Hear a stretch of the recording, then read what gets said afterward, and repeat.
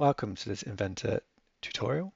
We're going to look at Weld at the moment. So I've got a assembly already set up, and quite literally all we need to do in this situation, because all our relationships are set up, is pop up to the top bar here and click on Weld and then Welds. So this area lights up and we get to choose from all Fillet, A groove and Cosmetic. Fillet is generally what you're going to use for the majority of your builds. And we're going to change here just a quick distance, so the size of our weld. Now you get the choice of your you get to choose your faces.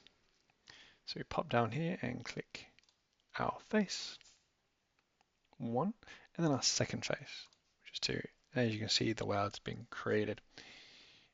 Now if I want to go back and do my double-sided weld, I can go back to one, and then pick another face that's adjacent to the form I've picked on face two.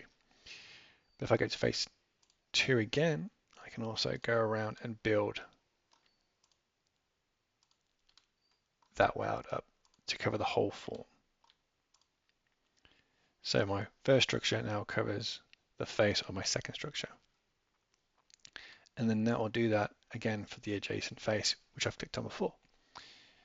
So there you have it. It's really quite simple. I click apply, and here we are. And if you click on again, you'll see that you'll have already marked out as what the material should be. That is it. It's one of the easier things that you can do. It can get a bit complicated when you do more complex shapes, but for a simple shape like this, it is quite easy. I hope you enjoyed. Thank you.